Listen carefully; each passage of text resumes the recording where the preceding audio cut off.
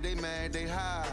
Thinking the badge is better than having some heart. Okay, look now, look how they running. They beating white people down just to show us what's coming. Or to show us we nothing. Or to show us we only welcome when singing or balling. You shut up and dribble.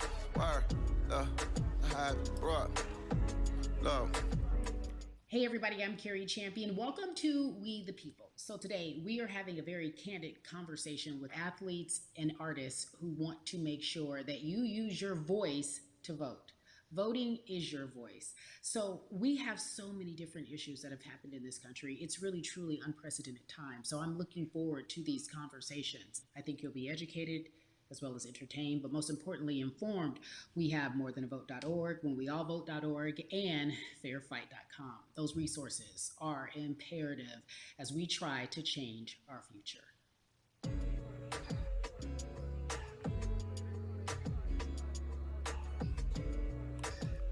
Yeah, la la.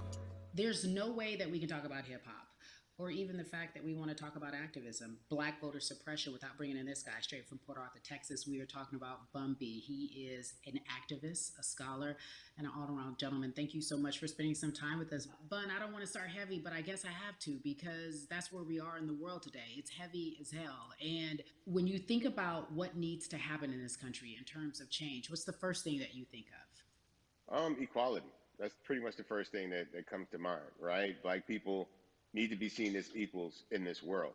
You know, we had to fight just to be recognized as a full citizen in this country and not 3/5. The world is now seeing what we've known for so long in the culture and in the community. The one way that we can fight is obviously voting. Talk to me about what voting means to you. I hear people all the time talking about one vote doesn't matter and that voting doesn't make a difference.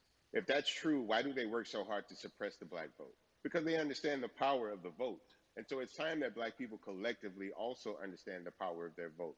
And not just on a national level, because a lot of times we only have this conversation every 4 years. People need to be very much involved in their local politics. They need to understand who their elected officials are, where they stand on issues that affect you.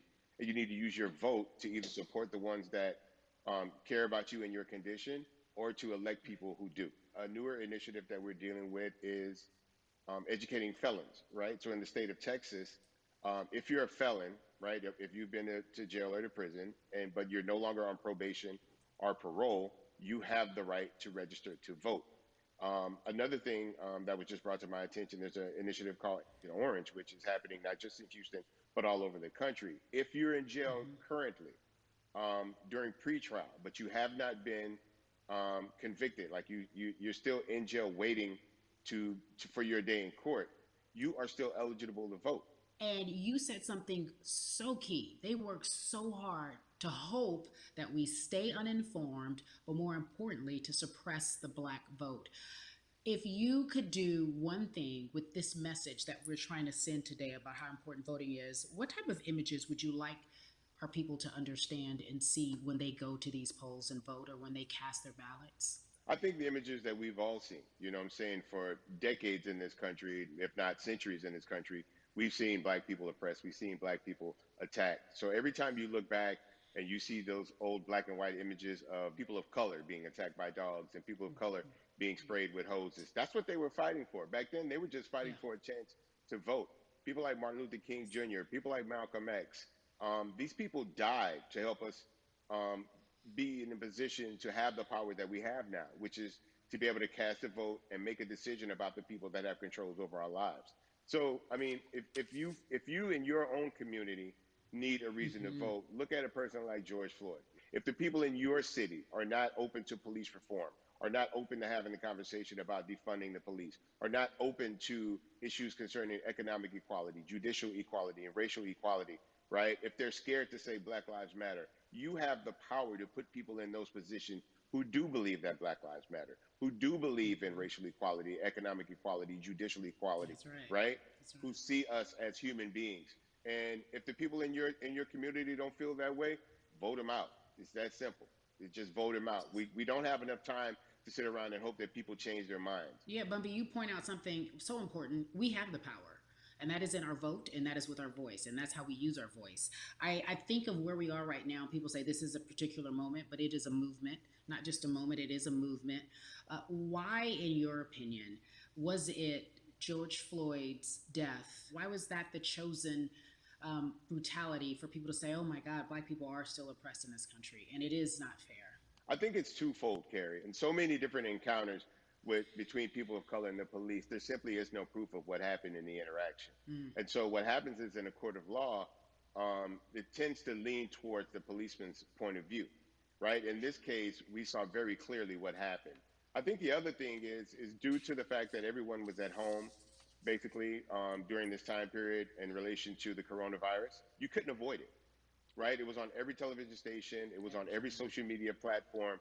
Everywhere you turn, you were constantly hit upside the head with this message. You see in the interaction that this man did nothing to deserve what happened. That's right. I think so well said, because if you think about it, in the grand scheme of things, it wasn't worth it, and he didn't have to lose his life. I think that you touched on something that a lot of people talk about, and that is now defunding the police. That has been such a huge conversation, but there's so many misconceptions around defunding and dismantling. If you will, educate the audience. All right, so most people, when they hear the term defund the police, they tend to think of, oh, they're going to take away our police department. Nothing could be further from the point. Defunding the police means that in certain communities, even Houston, take for example, we had over $1 billion allocated to our police force. Now, what is that money being used for? Some of that money tends to be allocated towards riot shields, right? Pepper spray, right? That kind of thing. That's only used against the people that fund this budget, right? So why would the people want to supply the police with the means to oppress them? If the police are concerned about the situations in certain communities with a higher crime rate, well, higher crime rates tend to happen in communities where there's not employment opportunities, right? There's not a lot of social services, and people are going to do what they need to do to take care of themselves and their families. When the community has more opportunities for employment, more opportunities for upward mobility, then they tend to be less of a strain on the government. They tend to have a lower crime rate. And because of that, we'll have less need for the police in those communities. You are passionate about so many different things in terms of making sure that we are holding our leaders accountable. Talk to me about some of the other projects that you're working on. Well, right now, obviously, being a part of More Than a Vote is essential. We're dealing with primaries in this country right now. And we just want to educate people. We want to inform people because people are tired, they're angry, they're concerned, and they want information and they want action. And so we want to make sure that we give them the right information and lead them in the right direction. And we thank the people that do not look like us for standing with us right now, because it's very important that people who aren't Black be involved, because if Black people could have gotten rid of racism, we would have done it hundreds of years ago. And so I'm trying to use my voice and my platform just to let people know that if they feel like I do, there's a number of places they can go to enact change in their community. People need to know about how their city council runs. They need to know that they have the ability to speak when city council meets, to let them know that that's not the way that they feel their city needs to be run. Those are not the places that they feel the money of their community needs to be allocated. And Bubby, even a step further, they can run for office in their local community. They can run for positions. Like, people act like they leave it up to somebody else. If you're upset, it's not hard to get on the school board. It's not hard to be a part of the city council. It really isn't. And depending on how small your town is, you could be a mayor. It's the power is with the people, and we need to just know that that's happening. Absolutely. And it's always been with the people. You know, if you look at Trayvon Martin's mother, Sabrina Fulton, right? She felt that there was a system of racism and a system of oppression that led to her son's death. And so what did she do? She ran for city council and she was elected to city council. Our own former president, 44, Barack Obama, right, started in the community as an activist, ran for an elected position, became senator, ran for another elected position and became president of the United States. So don't think that you can't make a difference. You know what I'm saying? You don't need a lot of money. You don't need a lot of power. Your voice is enough to make a difference. Amen. I feel like I need to go out and run for something. You gave me a rousing speech there, sir. I'd be remiss if I didn't ask you this. When I talk to my brothers, I have to ask you, as a Black man, how are you doing? Are you okay?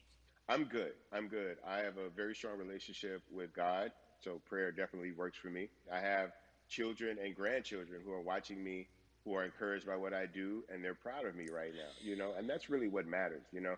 The change starts at home, you know, so as long as you have a support system that believes in what you're doing and supports you in what you're doing, you have everything you need to go out there and fight the good fight. And for those that don't, there's a community of people here to help you. So you can go to places like morethanavote.org. There are many different places that will encourage you, inform you, and they will put you with groups of people that feel like you, that are ready to take action.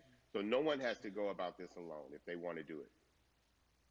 Yeah, we're stronger together. People have been saying it, but that has much more meaning now that we are in our movement, not just this moment.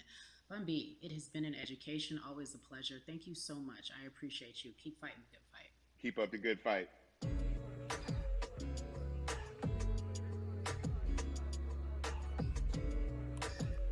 Yeah, la la.